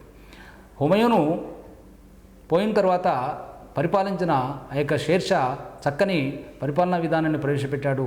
ఆయన మొదటగా రెవెన్యూ సంస్కరణ గురించి చెప్పవచ్చు. రెవెన్యూ సంస్కరణలో భూమిని కొలిచి పద్ధతి, బిగా పద్ధతి, తర్వాత పట్టా పద్ధతి అని చెప్పి 2 పద్ధతులను ప్రవేశపెట్టాడు. పట్టా పద్ధతి అంటే పట్టాదారిగా చేయటం అనేది ఒకటి, బిగా పద్ధతి అంటే బిగా అంటే కొల్చడం అనేది ఒకటి అనమాట. భూమిని కొలిపించడం ఒక పద్ధతి, భూమిని కొలిపించి శిస్తు నిర్ణయించడం ఒక పద్ధతి, శిస్తు 1/3 వేసేవాడు. అయితే భూమిని కొలిపించి కొలతలను విభజన అంటే భూమి ఎటువంటి రకం అని చెప్పి విభజించాడు. ఉత్తమ, మధ్యమ, అధమ అని చెప్పి 3 రకాలుగా విభజించాడు. ఈ 3 రకాలుగా భూమిని విభజించిన షేర్షా చక్కని పరిపాలనా విధానం ఇప్పటికీ కూడా మనం అదే షేర్షా పరిపాలన, శిస్తు వసూలు వ్యవహారం అయితే భూమి కొలిచే వ్యవహారాన్ని ఇప్పటికి కూడా మనం ఈ రోజు వరకు కూడా అవే విధానాన్ని భారతదేశంలో అనుసరిస్తూ ఉన్నాం అన్నమాట. కాబట్టి షేర్షా రోడ్లు వేసిన సంస్కరణలు కూడా చాలా గొప్పవి. కంకర్ రోడ్లు వేశాడు. ఇదే రోడ్లు ఇప్పుడు జాతీయ రహదారులుగా ఉత్తర భారతదేశంలో అయితే ఉదాహరణగా చెప్పుకోవచ్చు. కంకర్ రోడ్లని, షేర్షా వేసిన రోడ్లని మనం ఇప్పటికీ కూడా వాడుతూ ఉన్నాం. అలాగే పోస్ట్ ఆఫీస్ వ్యవస్థను ప్రవేశపెట్టాడు. అంచె తపాలా పద్ధతి, గుర్రాల మీద పోయే పద్ధతి. అలాగే ఇలా చెప్పుకుంటూ పోతే షేర్షా ప్రజాహిత చింతన, ప్రజాహిత సంస్కరణలు చాలా గొప్పగా ప్రవేశపెట్టాడు. అలాగే సైన్యంలో కూడా తను ఇక తుపాకీ దళం మొదలైన ఆధునికమైన పద్ధతులు కూడా ప్రవేశపెట్టాడు. సైన్యం మొత్తం మీద ఉన్న సిద్ధ సైన్యం అని ఏర్పాటు చేశాడు. ఆ సిద్ధ సైన్యంలో 1,50,000 కాల్బలం ఉండేది, 25,000 ఇక అశ్విక దళం ఉండేది. మొత్తం మీద షేర్షా అనేక గొప్ప గొప్ప సంస్కరణలు ప్రవేశపెట్టాడు. 5 సంవత్సరాలే పరిపాలించినప్పటికీ కూడా చక్కని పరిపాలన సంస్కరణలు ప్రవేశపెట్టాడు. ఇంకా పోతే రూపాయిని ప్రవేశపెట్టింది ఆయనే. రూపాయి అంటే ఇప్పుడు ఉన్న మన ఇండియన్ కరెన్సీ, భారతదేశ ద్రవ్యము. ఈ రూపాయిని దామ్ అన్నారు. దాము 1/2, 1/3, 3/4 అనే విధానాల దశాంశాలలో తను ప్రవేశపెట్టాడు. రూపాయి అనంటే అందమైనది అని చెప్పే పేరు ఆయన పెట్టింది. ఇప్పటికీ ఇండియన్ కరెన్సీ మనం వాడుతున్నాం, అది షేర్షా ప్రవేశపెట్టిందని చెప్పవచ్చు అనమాట. ఇంకా పోతే షేర్షా సంస్కరణలో గొప్పవి అనేక కట్టడాలు అని కూడా ఉన్నాయి. హుమయూన్ సమాధి చక్కని వాస్తు ప్రతీక అనమాట. హుమయూన్ సమాధి ఇప్పటికీ మనం చాలా గొప్పగా చూస్తూనే ఉన్నాం. ఆ తర్వాత షేర్షా సమాధి చాలా గొప్పది అని చెప్పవచ్చు. షేర్షా తర్వాత చెప్పుకోదగ్గవాడు అక్బర్ యొక్క హుమయూన్ యొక్క కుమారుడు. ఈయన 2వ పానిపట్ యుద్ధంతో చరిత్రలోకి వచ్చాడు. 2వ పానిపట్ యుద్ధం 1556 నవంబర్ 5న జరిగింది. 2వ పానిపట్ యుద్ధం అక్బర్ ఎవరి మీద చేశాడు అని అంటే హేము అనే హిందూ రాజు మీద చేశాడు. ఈ హిందూ రాజు ఒకప్పుడు మంత్రిగా షేర్షా వంశస్థుడైన షేర్షా యొక్క మనవడి దగ్గర మంత్రిగా పనిచేసి అతన్ని తీసివేసి ఇతను రాజుగా పరిపాలించాడు కొన్ని నెలలు మాత్రమే. హేము 70 సంవత్సరాల ముసలివాడు అయిన అక్బర్ మీద యుద్ధం చేశాడు. అక్బరు పానిపట్టు వద్ద హేమును ఓడించాడు. 1556లో 2వ పానిపట్టు యుద్ధంతో అసలైన మొఘల్ సామ్రాజ్య నిర్మాత అక్బర్ అని చెప్తారు. అక్బర్ పరిపాలన చాలా గొప్పది, పరమ సహనం కలవాడు. 2వ పానిపట్టు యుద్ధంతో తను సింహాసనానికి వచ్చి అక్బర్ అని పేరు చక్కని జాబిల్లి వంటి వాడు అని జహీరుద్దీన్ మహమ్మద్ అక్బర్ అని పేరు పెట్టడం జరిగింది హుమయూన్. అయితే హుమయూను కుమారుడైన అక్బరు హుమయూన్ కన్నా బాబర్ కన్నా ఎక్కువగా పరిపాలించాడు. ఎక్కువగా పరిపాలించడం అంటే ఎక్కువ ప్రాంతాన్ని పరిపాలించడమే కాకుండా చక్కని పరిపాలన విధానం ప్రవేశపెట్టడం వల్ల అసలైన నిర్మాత మొఘల్ సామ్రాజ్య నిర్మాత అక్బర్ అని చెప్పవచ్చు. అక్బరు అనేక సంస్కరణలు ప్రవేశపెట్టాడు. అక్బర్ చేసిన యుద్ధాలు ముఖ్యంగా హల్దీఘాట్ యుద్ధం చాలా గొప్పది. హల్దీఘాట్ యుద్ధం రాణా ప్రతాప్ సింగుడి మీద చేశాడు, రాజపుత్ర వీరుడి మీద. 1575లో హల్దీఘాట్ యుద్ధం చేశాడు. ఆ హల్దీఘాట్ యుద్ధం చరిత్రలో చాలా ప్రఖ్యాతిగాంచింది. తర్వాత మార్వార్ రాజు చిత్తోడు మీద దాడి, తర్వాత దక్షిణ భారతదేశంలో చాంద్ బీబీ మీద చేసిన యుద్ధం కూడా చాలా ప్రఖ్యాతమైనది, ముఖ్యమైనది కూడా. అయితే చాంద్ బీబీ అహ్మద్నగర్ రాణి చిన్నపిల్లవాడు పేరు మీద తను పరిపాలిస్తూ ఉంది. చాంద్ బీబీ స్త్రీ అయినప్పటికీ చాలా గొప్ప నిపుణురాలు, యుద్ధ నిపుణురాలే కాకుండా తెలియగలది, చదువుకున్న ఆమె ఆ రోజుల్లో. ఆమె అక్బర్ యొక్క ప్లాన్లన్నీ తిప్పికొట్టడం మొదలుపెట్టింది. అక్బరు అంతకంటే ఎక్కువగా తెలివిగా ఆమె కోటకి చుట్టూ కందకాలు త్రవ్వించి ఆ కోటను పేల్చివేసి ఆమెని లొంగ తీసుకోవడం జరిగిందనమాట. అహ్మద్నగరు, బీజాపూరు ఇవన్నీ కూడా అక్బర్కు వశమైనవి. ఆ తర్వాత తను చక్కని పరిపాలనా విషయాలను ప్రవేశపెట్టాడు. ఖాందేశ్ని కూడా జయించాడు. ఈ ఖాందేశ్ మన మధ్య భారతదేశంలో వింధ్యసాత్పుర పర్వతాల్లో ఉంది. దీనిని జయించిన తర్వాతనే బులంద దర్వాజా, దీన్ని జయించడం చాలా కష్టమైంది, అందుకనే గుర్తుగా బులంద దర్వాజా అని చెప్పి ఫతేపూర్ సిక్రీలో కట్టాడు.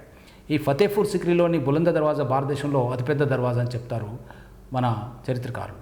ఇకపోతే అక్బరు పరిపాలన విషయానికి వస్తే షేర్షా పరిపాలన విధానాన్ని అక్బర్ కూడా ప్రవేశపెట్టాడు. మహమ్మదీయ మతానికి జాబిల్లి వంటి వాడైన అక్బర్ చక్కని పరమత సహనం కలవాడు. అనేక మత సంస్కరణలు కూడా చేశాడైనా. హిందువుల్ని ఎట్టి పరిస్థితుల్లోనూ ఇబ్బంది పెట్టకుండా మిగతా ముస్లిం చక్రవర్తులలా కాకుండా చక్కని పరిపాలన సంస్కరణలు ప్రవేశపెట్టాడు. అమోఘత్వ ప్రకటన చేశాడు. ఇబదత్ ఖాన్ అనే ప్రార్థనా మందిరాన్ని కట్టించాడు. దీని ఇలాహీ అనే కొత్త మతాన్ని 1582లో స్థాపించాడు. 1575లో ఇబదత్ ఖాన్ అనే ప్రార్థనా మందిరంలో అన్ని మతాల వాళ్ళు కూర్చొని మత ప్రార్థనలు లేదా మత సమావేశాలు చేసేవాళ్ళు. మొదట ముస్లింలకు మాత్రమే అవకాశం ఉన్న ఇబదత్ ఖాన్ ప్రార్థనా మందిరం 1575లో ఫతేపూర్ సిక్రీలో కట్టించాడు అక్బర్. అమోఘత్వ ప్రకటన తనే చదివాడు. అంటే ఖుత్బా చదవటం అంటే అల్లాహో అక్బర్ అనేది అక్బర్ నుంచే ప్రారంభమైంది. ఈ యొక్క అమోఘత్వ ప్రకటన చదివిన యొక్క అక్బర్ యొక్క పేరు ఇక చరిత్రలో అలా నిలిచిపోయింది.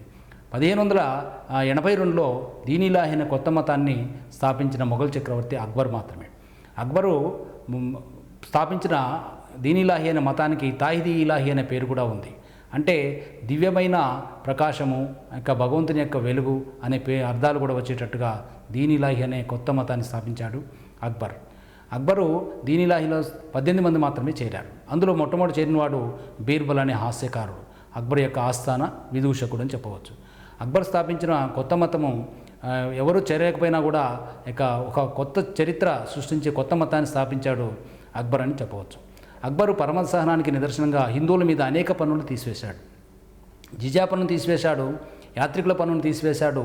అలాగే హిందువుల పండుగలను తను స్వయంగా ఆచరించాడు. ఆ యొక్క దసరా, దీపావళి మొదలైన పండుగలన్నీ కూడా తను కూడా ఆచరించాడు. తను జంధ్యం ధరించేవాడు. స్వయంగా జైనమత సిద్ధాంతాల్ని అంటే మద్యము, మాంసము అవన్నీ త్యజించాడు. అలాగే తను బజార్లో కూర్చొని అరుగు మీద కూర్చొని వీధులలో ఎక్కడో చూస్తూ తను శూన్యంలోకి ప్రవేశించి ఏదేదో తాత్వికమైన ఆలోచనలు చేస్తూ ఉండేవాడు హిందూ చక్రవర్తిలాగా. అతను హిందూ రాణికి జన్మించినవాడు కాబట్టి హిందూ యొక్క భావాలు ఎక్కువగా ఉన్నాయని చెప్పి చరిత్రకారులు కొంతమంది చెప్తారన్నమాట. జైనమత సిద్ధాంతాలకి అనుగుణంగా ఇంకొక హిందూ మతస్థుడు కూడా బయటకు వచ్చేసి అక్బర్ యొక్క అంతఃపురానికి వెళ్ళి అతనికి స్మృతి పురాణ ఇతిహాసాలన్నీ కూడా నేర్పాడు ఆయన దేవి పురుషోత్తం అనే అతను అక్బర్కి. అలాగే అక్బర్ యొక్క ప్రావీణ్యం ఎంత గొప్పది అంటే అవతలి మతస్థుల్ని అంటే పరమత సహనాన్ని కలిగి ఉండటం అనేది గొప్ప విషయం. అలాగే అక్బర్ యొక్క పరమత సహనంతో పాటుగా అక్బరు మిగతా యుద్ధరంగంలో ఎవరైనా మిగతా మతస్థులు, ఇతర మతస్థుల యొక్క స్త్రీలు పట్టుబడినా కూడా వాళ్ళని చాలా సాధారణంగా గౌరవించే, ఆహ్వానించే ఒక అక్బర్ యొక్క చక్రవర్తి ఉదాహరణని గొప్పగా చెప్పుకోవచ్చు అన్నమాట. ఇకపోతే అక్బర్ యొక్క మిగతా సంస్కరణల విషయానికి వెళ్తే తను బులంద దర్వాజా నిర్మించాడు. బులంద దర్వాజా ఖాందేశ్ జయించిన సందర్భంగా. అలాగే ఇబదత్ ఖాన్ అని ప్రార్థనా మందిరాన్ని కట్టాడు, అమోఘత్వ ప్రకటన చేశాడు. అలాగే తను దీనిలాహి అనే కొత్త మతాన్ని స్థాపించాడు. ఇవి మాత్రమే తన జీవితంలో ఇంపార్టెంట్గా చెప్పవచ్చు. ఇక అక్బర్ తర్వాత సింహాసనానికి వచ్చిన వాడు జహాంగీర్, అతని కుమారుడు.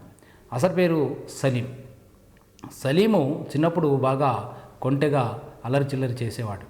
సలీంని విద్యాబుద్ధి నేర్చేటప్పుడే అనేక ప్రజలంతా, సామాన్య జనాలంతా ఇబ్బంది పెడుతూ ఉంటే సరిగా చదువుకోకుండా అక్బరు అతనిని చాలా ఇబ్బందులు కట్టడి చేసిన సందర్భాలు చాలా ఉన్నాయి. జహాంగీరు అసలు పేరు సలీం. అక్బరు సలీంకి విద్యాబుద్ధులు నేర్పించడమే కాకుండా తను చెప్పినట్టుగా వినట్లేదని చెప్పి చాలా నిర్బంధం చేశాడు. సలీం తిరుగుబాటు చేసిన సందర్భం కూడా అక్బర్ మీద ఉంది. అయితే సలీం యొక్క ప్రవర్తన బాగాలేదని అక్బరు తను కట్టుదిట్టమైన చర్యలు తీసుకున్నాడు. సలీము అక్బర్ మరణానంతరం సింహాసనానికి వచ్చాడు. సింహాసనానికి వచ్చి 11 సూత్రాలని 11 సంస్కరణలు చేశాడు. అందులో ఆగ్రా కోట దగ్గర యమునా నది ఒడ్డున న్యాయగంటను వేలాడదీయటం అనేది ఒక సంస్కరణ. అంటే అన్యాయం ఎవరికైతే జరుగుతుందో అతను వచ్చి న్యాయగంటని లాగటం అనేది చరిత్రలో నిలిచిపోయిన సంఘటన. జహాంగీర్ స్వతహాగా జన్మతా మంచివాడే, కానీ తను అనేక కొన్ని వీక్నెసెస్ ఉండటం వల్ల, అంటే వ్యక్తిగత బలహీనతలు ఉండటం వల్ల తను చరిత్రలో ఒక రాజుగా మాత్రమే మిగిలిపోయాడు. ఏ విధంగా అంటే మద్యపానము లేదా మత్తుమందుకి అలవాటు. ఆ మత్తు నల్లమందు, ఓపియం. ఈ నల్లమందు కాకుండా 1611లో తను నూర్జహాన్ వివాహం చేసుకొని ఆమెకే పగ్గాలు అప్పచెప్పాడు. 1611లో నూర్జహాన్ అనే ఆమె అసలు పేరు మెహరున్నిసా బేగం. ఈ మెహరున్నిసా బేగంను తీసుకువచ్చి తన భర్త అలీ కులీ ఇస్లాజ్ అనేవాడు చనిపోతే తీసుకువచ్చి తను వివాహం చేసుకున్నాడు, విధవని. ఆ విధవ స్త్రీని వివాహం చేసుకునేదే కాకుండా పగ్గాలు ఆమెకు అప్పచెప్పేసరికి ఆమె తన వాళ్ళకి బంధుప్రీతితో తన వాళ్ళకి అన్ని అధికారాలు కట్టబెట్టిందనమాట. ఆ అధికారాలు కట్టబెట్టడం వల్ల నూర్జహాన్ జుంటా అనేది మొఘల్ దర్బార్లో ఒకటి తయారైంది. నూర్జహాన్ మూటా అని చెప్పి అనవచ్చు. తను ఈ నూర్జహాన్ జుంటా లేక నూర్జహాన్ మూటా అనేక ఇబ్బందులు, ప్రజల్ని, సామాన్య జనాన్ని ఇబ్బంది పడుతుంటే జహాంగీర్ ఏమాత్రం పట్టించుకునేవాడు కాదు. జహాంగీర్ పట్టించుకోకుండా హుక్కా తాగుతూ ఆ యొక్క నల్లమందు తింటూ అంతఃపురానికి మాత్రమే పరిమితమైన జహాంగీరు కాలంలో నూర్జహాన్ పరిపాలన కొంతకాలం సాగింది. నూర్జహాన్ పరిపాలనా కాలంలోనే ఇక తిరుగుబాట్లు అనేకం జరిగినాయి. అటువంటి వాటిలో తర్వాత పరిపాలించిన చక్రవర్తి అయిన స్వర్ణయుగాన్ని నిలిపిన షాజహాన్ తిరుగుబాటు కూడా చెప్పుకోదగింది. షాజహాను జహాంగీర్ యొక్క కుమారుడే, అయినా ఈ నూర్జహాన్ కుమారుడు కాదు కదా, అందుకని ఆ నూర్జహాన్ సవతి తల్లి మీద తిరుగుబాటు చేసిన సందర్భాలు చాలా ఉన్నాయి. వీళ్ళిద్దరి యొక్క ఘర్షణలో 2 ముఠాలుగా ఏర్పడిన ఘర్షణలో ఇక తను రాజ్యాన్ని కోల్పోయిందో కాబూలు కాందహార్ రాజ్యాన్ని కోల్పోవడం జరిగింది. ఇక జహాంగీరు గొప్ప చిత్రకారుడు. మొఘల్ చక్రవర్తుల్లో చిత్రకారుడు ఎవరై అంటే జహాంగీర్ మాత్రమే. జహాంగీరు ఏ చిత్రకారుడు వేశాడనే గొప్ప చెప్పగల దిట్ట జహాంగీర్. అంతేకాకుండా ఈ యొక్క జహాంగీరు పరిపాలన అనంతరం నూర్జహాన్ పరిపాలించింది. నూర్జహాన్ పరిపాలనా కాలంలో ఇక పెద్దగా జరిగిన సంఘటనలు ఏమీ లేవు. ఇక రాజ్యాన్ని కొంత కోల్పోవడం తప్ప, తిరుగుబాట్లు తప్ప నూర్జహాన్ ముఠా పరిపాలించింది. ఆ తర్వాత షాజహాన్ పరిపాలన వచ్చింది. షాజహాన్ కాలాన్నే మొఘల్ చక్రవర్తుల కాలంలో స్వర్ణయుగంగా చెప్తారు. షాజహాన్ ఇక అసలు పేరు ఖుర్రం, అది అక్బర్ పెట్టాడు ఆ పేరు, సంతోషం అని అర్థం. షాజహాన్ అనగానే భారతదేశ చరిత్రలో మనకి తాజ్మహల్ గుర్తొస్తుంది. అయితే షాజహాను సింహాసనానికి వచ్చి మామూలుగా భారతదేశం ఉత్తర దక్షిణ భారతదేశాలు జయించాడు, కానీ ఇక మళ్ళీ వాళ్ళందరితో ట్యాక్స్ కట్టించుకున్నాడు. పెద్దగా ఆ దండయాత్రల గురించి చెప్పాల్సిన అవసరం లేదు. కాకపోతే కరువు వచ్చేసింది. షాజహాను ముఖ్యంగా అనేక సంస్కరణలు చేశాడు. అనేక వాస్తు కట్టడాలు, తర్వాత చిత్రలేఖనము, శిల్పశాస్త్రాన్ని బాగా డెవలప్ చేశాడు. ఆ తర్వాత సంగీతాన్ని, సాహిత్యాన్ని బాగా డెవలప్ చేశాడు. ముఖ్యంగా షాజహాన్ అనగానే వాస్తుశాస్త్రం డెవలప్మెంట్ మనకు కనిపిస్తుంది. వాస్తువులో ముఖ్యంగా తాజ్మహల్ ఒకటి. తాజ్మహల్ యమునా నది ఒడ్డున భార్య ముంతాజ్ బేగం జ్ఞాపకార్థం 22 సంవత్సరాలు కష్టపడి ఉస్తాద్ ఇలా అనే గొప్ప ఇంజనీరు కట్టాడు. అది తెల్లని పాలరాతితో ప్రపంచ ప్రఖ్యాతిగాంచిన తాజ్మహల్ ప్రపంచ వింతల్లో ఒకటిగా చెప్తారు. తాజ్మహల్ నిర్మాణానికి రాళ్ళెత్తిన కూలీలు ఎవరని చెప్పి కవులు కూడా కీర్తించారు. అయితే తాజ్మహల్ ముఖ్యంగా ముంతాజ్ బేగం జ్ఞాపకార్థం, తన భార్య జ్ఞాపకార్థం కట్టిన తాజ్మహల్. ఆ తాజ్మహల్ తర్వాత ఇంకా దివానీ ఖాస్, ఎర్రకోట, మోతీ మసీద్ అంటే ముత్యాల మసీద్, ఇవన్నీ కూడా చాలా కట్టడాలు కట్టాడు. షాజహాను కొంతకాలం తను చివరి కాలంలో వారసత్వ యుద్ధం జరిగి తన కుమారులు 4 వారసత్వ యుద్ధం చేసి తనను జైల్లో పెట్టిన సందర్భం ఉన్నదన్నమాట. షాజహాన్ తాజ్మహల్ టర్కీ, అరబ్బీ, పర్షియన్ వాస్తు కళల సమ్మేళనం అని చెప్పి చరిత్రకారులు చెప్తారు. అయితే షాజహాను నెమలి సింహాసనాన్ని కూడా కట్టించాడు. 7 సంవత్సరాలు కష్టపడి ఈ నెమలి సింహాసనం 1,00,000 తులాల బంగారం, ప్రపంచ ప్రఖ్యాతిగాంచిన కోహినూర్ వజ్రాన్ని కూడా అందులో పొందుపరిచాడు. నెమలి సింహాసనం, కోహినూర్ వజ్రం, ఇవన్నీ తాజ్మహల్ ప్రపంచ ప్రఖ్యాతిగాంచిన అని చెప్పి షాజహాన్ చరిత్రలో చెప్పుకోవచ్చు. షాజహాన్ వాస్తు మాత్రమే కాకుండా సాహిత్యాన్ని కూడా పోషించాడు. తెలుగువాడైన కవి జగన్నాథ పండితరాయలు ఇతని ఆస్థాన కవి. ఈయన రసగంగాధరము, గంగాధరహరి అనే గొప్ప పుస్తకాలు రాశాడు. ఈ రసగంగాధరము, గంగాధర అనే చెప్పే పుస్తకాలు రాసిన జగన్నాథ పండితరాయలు షాజహాన్ యొక్క ఆస్థాన కవి. షాజహాన్ కాలంలో అనేక సూరదాసు, సుందరదాసు వీళ్ళనే కవులు కూడా ఉన్నారు. హిందీ కవులు కూడా ఉన్నారు. హిందీ రంగంలో సంస్కృతము, తెలుగు వచ్చిన జగన్నాథ పండితరాయలు షాజహాన్ యొక్క ఆస్థాన కవి. ఇంకపోతే చిత్రలేఖనం, తర్వాత సంగీతము, ఈ కళలు కూడా ఉన్నాయి. సంగీతము ముఖ్యంగా చిత్రలేఖనము, వాస్తు, శిల్ప, ఈ కళల్ని కూడా ముఖ్యంగా వాస్తు విషయంలో షాజహాన్ దివానీ ఖాస్ చాలా గొప్పవి కూడా చెప్పుకోవచ్చు. ఈ తాజ్మహల్, నెమలి సింహాసనం లాగానే దివానీ ఖాస్ అనేది ఎర్రకోట చాలా ప్రఖ్యాతిగాంచినవి. దివానీ ఖాస్లో మొత్తము భూమి మీద స్వర్గం అనేది ఉంటే అదే ఇది ఇంకేమీ లేదని చెప్పి గోడల మీద రాసినట్టుగా చరిత్రకారులు చెప్తారు. షాజహాన్ తర్వాత ఔరంగజేబు పరిపాలన ప్రారంభమైంది. షాజహాను బంధించి సింహాసనానికి వచ్చాడు ఔరంగజేబు. అంటే వారసత్వ యుద్ధంలో తను పైకి వచ్చాడు. మిగతా 3 సోదరుని మాయోపాయంతో గెలిచాడు. ఏ విధంగా అంటే మొదటివాడైన దారాషుకో గొప్ప కవి. ఈయన మహాసముద్ర సంఘం అనే పుస్తకం రాశాడు. పర్షియన్, అరబీ, టర్కీ, తర్వాత సంస్కృత భాషలో గొప్ప పండితుడైన దారాషుకో ఎక్కువగా పరిపాలన అనుభవం లేదు, యుద్ధానుభవం లేదు. అతన్ని యుద్ధానికి పిలిచాడు. ఏ విధంగా బెంగాల్లో పరిపాలిస్తున్న షాషుజాని, ఇక గుజరాత్ని పరిపాలిస్తున్న మురాద్ని పిలిచి తను ఇక గోల్కొండలో దక్కన్లో ఉండి వాళ్ళకి లెటర్లు రాసి ఉత్తరాలు రాసి ఆ ఉత్తరాల ద్వారా ఇక పెద్దన్న అయిన దారాషుకోని ఓడిద్దాము, నా తర్వాత నువ్వే పాలకుడి లేకపోతే నువ్వే పాలకుడి అని చెప్పి మోసం చేసి ధర్మాల్ సమాగార యుద్ధాల్లో ఇక దారాషుకోని ఓడించేసి మురికి ఏనుగు మీద ఊరేగింపు చేశాడు ఇక ఔరంగజేబు. మురాద్ని మధ్యలోని గ్వాలియర్లో తాగినవాడు సుల్తాన్గా పనికిరాడని చెప్పి అతన్ని చంపించాడు, గుర్తించాడు. షాషుజా పారిపోయాడు. ఈ విధంగా వారసత్వ యుద్ధంలో పైకొచ్చిన ఔరంగజేబు దాదాపు అర్ధశతాబ్దం పరిపాలించాడు. దక్కన్లో 22 ఇయర్స్ ఉన్నాడు. దక్కన్లో 22 ఇయర్స్ యుద్ధాల్లోనే మునిగాడు. ఔరంగజేబు చాలా తెలివికలవాడు, పైగా యుద్ధ నిపుణుడు, కానీ సనాతన సున్నీ మతస్థుడు, నిరాడంబరుడు, మంచి తెలివికలవాడు. పైగా తను నిరాడంబరతో ఎంతవరకు అంటే స్వయంగా భారతదేశానికి చక్రవర్తి అయి టోపీలు పుట్టి ఖురాన్ ప్రతులు రాసి బ్రతికేవాడు వచ్చిందంటూ. ఒక గొప్ప చక్రవర్తి మామూలు గదిలో ఒక చినిగిపోయిన చాప మీద కుండలో నీరుతో మామూలుగా సింపుల్గా బ్రతికేవాడు, చాలా సాదాసీదాగా బ్రతికాడు. తన యొక్క సమాధి కూడా ఔరంగాబాద్లో చాలా సాదాసీదాగా ఉంది. మోడల్ తాజ్మహల్ కట్టించాడు, తాజ్మహల్ లాగా మోడల్ తాజ్మహల్ ఇక్కడ ఔరంగాబాద్లో మహారాష్ట్రలో కట్టించాడు తన భార్య జ్ఞాపకార్థం. అయితే తన సమాధి మాత్రం చాలా సాదాగా ఉంది, చాలా సింపుల్గా. ఔరంగజేబు అనేక యుద్ధాలు చేశాడు. అనేక యుద్ధాలలో ముఖ్యంగా రాజపుత్రుల మీద, తర్వాత మిగతా ఔరంగజేబు శివాజీ మీద, అందరి మీద యుద్ధాలు చేశాడు. హిందువుల్ని కాస్త ఇబ్బంది పెట్టాడని చెప్పి అంటారు చరిత్రలో.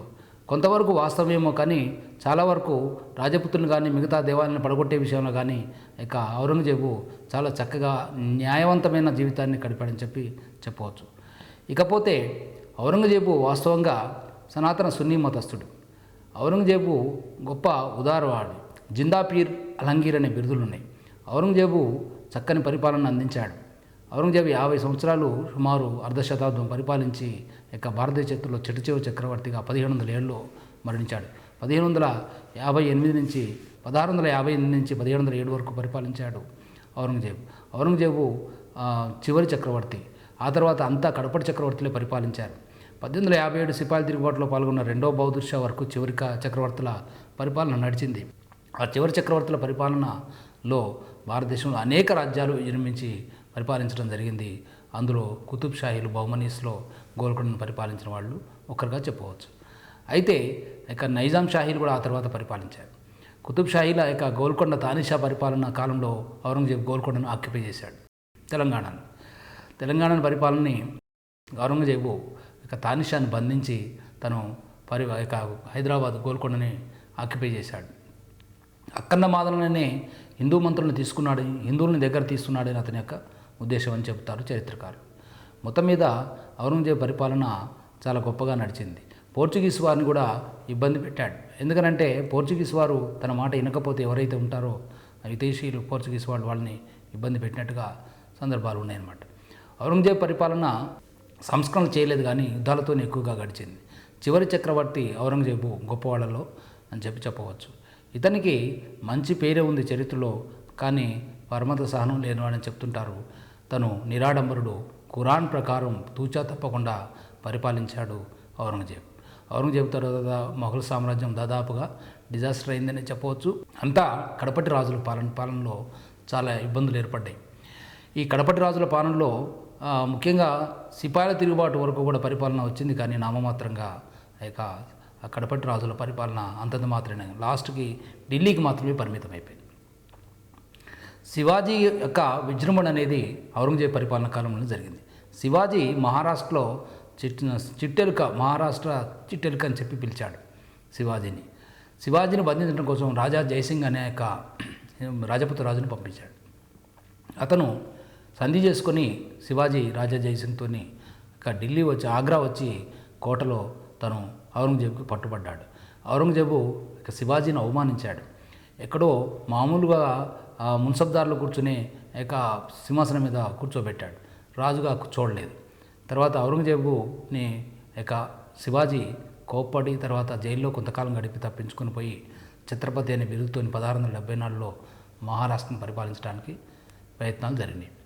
శివాజీ కుమారుడు శంభాజీ తాగుబోతు. శివాజీ ఛత్రపతి అనే బిరుదుతో పాటుగా తను చౌత్ సర్దేశ్ముఖ్ అనే పనులు కూడా వసూలు చేశాడు. శివాజీ యొక్క క్యాబినెట్ని అష్టప్రధానులు అంటారు. ఈ అష్టప్రధానులు చాలా ఇంపార్టెంట్. శివాజీ పరిపాలించిన రాజ్యం చిన్నదే అయినప్పటికీ అష్టప్రధానులు లేక సంస్కరణలు చాలా గొప్పగా ఉంది. కొలబా అనే ఒక నౌకా ఆశ్రయం కూడా ఈయన కాలంలో ఉన్నది ఇక గోవా తీరంలో. ఇక శివాజీ స్వరాజ్యాన్ని స్థాపించాడు. స్వరాజ్యం అని పేరు ఆయనకు రాజ్యానికి. స్వధర్మం అంటే హిందూ ధర్మ పరిరక్షణ కోసం తను ముస్లింల మీద యుద్ధం చేశాడు అని చెప్పవచ్చు అన్నమాట. ఈ విధంగా మహారాష్ట్రలో విజృంభణ కూడా జరిగింది ఔరంగజేబు కాలంలోనే.